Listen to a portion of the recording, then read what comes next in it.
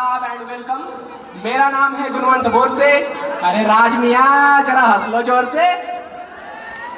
तरी तो जमलेल्या माझ्या तमाम मुलजियन्स बंधू आणि मैत्रिणींनो, आज मी इथं तुम्हाला ना टॉर्चर करणार आहे। आय मीन स्टँडअप कॉमेडी करणार आहे। पण माझ्या मित्रांना असं वाटतं ना की माझं स्टँडअप कॉमेडी करणं आणि रबिशने कोदींची तारीफ करणं हे पचायला थोडं जडच, म्हणून ते कानामध्ये रुई घालून बसलेत। पण मी मजाक करत नाहीये बरं का, सिरियसली सांगतोय की माझं बोलणं चालू असताना कोणाच्या नाकातून किंवा कानातून रक्त आलं ना तर घाबरून जाऊ नका। पलीकडेच आपला रेड क्रॉस आहे, तिथं जाऊन ते डोनेट करा, तितकंच गरिबांच्या कामात येईल। आवाज ऐकू येतोय ना? मला जय श्रीमान का ऐकू येतोय? मग असो, या कॉलेजमध्ये ना माझा पहिला दिवस मला अजूनही आठवतो। Black day, sorry bright day, फार छान दिवस होता तो। असं कॉलेजच्या मेन गेटवरनं मी एंट्री केली आणि पलीकडेच मला विवेकानंद भवनची भव्य इमारत दिसली। माझ्या अंगाला एकदम हुरूपच सुटला। मी पळत पळत तिच्यात गेलो आणि विचारलं की इथं बीएचं ऍडमिशन कुठे होणार आहे? ते म्हटले इथं नाही, मेन गेटातून सरळ जा, कॅन्टीन कडून डावीकडे वळ, तिथं तुमची ह्युमॅनिटीज। खरं सांगतो, ह्युमॅनिटीज मध्ये माझी पहिली एंट्री मागून झाली। अरे मागून म्हणजे पाठी मागून। मी ती बिल्डिंग बघितली आणि माझ्या डोक्यात एक प्रश्न आला की यार, या कॉमर्सच्या मुलांसाठी बिल्डिंगचा आकार इतका मोठा आणि आमच्यासाठी काय हा कोठा? अरे सॉरी गोठा। आता 3 वर्ष ह्याच वाड्यात काढायचे म्हणून मन असं निराश झालं।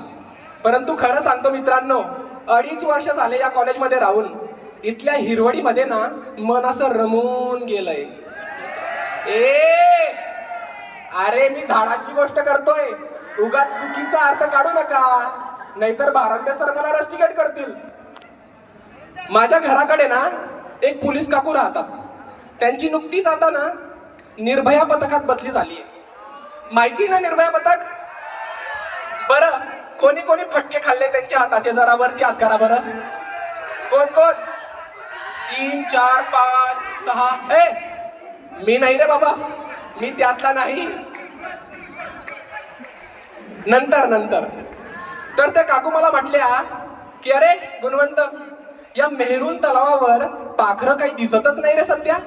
त्यांना म्हटलं मॅडम, तुम्ही चुकीच्या ठिकाणी शोधताय, जरा आमच्या एमजे कॉलेजच्या क्लोज गार्डन मध्ये बघा, सर्व पाखरं तर तिथंच फिरताय। कोणी झाडाच्या पलीकडे तर कोणी अलीकडे, आमच्याकडे कसं फुल लिबर्टी। असं आपले भारंबे सरना नेहमी म्हणतात, एमजे कॉलेजचे विद्यार्थी म्हणजे लात मारीन तिथं पाणी काढीन अशातले मुळीच नाही। ते तर अशा वृत्तीचे की जिथं पाणी असताना म्हणे ते तिथंच लात मारतात।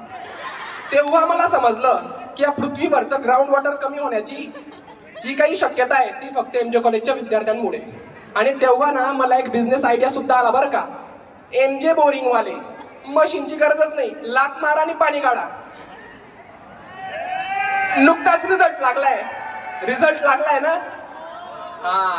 यार, माझा एक मित्र ना फेल होऊन गेला, 3 4 बॅक लागले त्याच्यावाले, आता लास्ट इयर पण आहे। त्याला म्हटलं तुला काय झालं? तो म्हणे यार काही समजतच नाही सध्या काय झालंय, अभ्यास करतो पण लक्षातच राहत नाही। ये दिल बर्बाद करके उसमें वो आजाद रहती है, कोई कल कह रहा था कि वो मेरे कॉलेज में पढ़ती है, ये कैसी शोहरतें मुझको अदा कर दी मेरे मौला, मैं पढ़ना भूल जाता हूं मगर वो याद रहती है।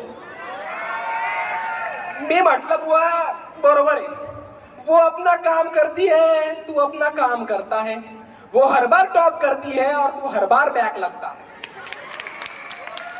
यार, हे कॉलेज आता सोडून जाताना ना खूप आठवण येईल या कॉलेजची। लास्ट इयर चालू आहे ना आणि आता लास्ट सेमिस्टर सुद्धा। तर मला ना नेहमी एक गाणं आठवेल बरं का, जेव्हा मी या कॉलेजची आठवण काढेल तेव्हा। कोणतं? बड़े अच्छे लगते हैं वो कॉलेज, वो क्लासरूम, वो लेक्चर। और कौन?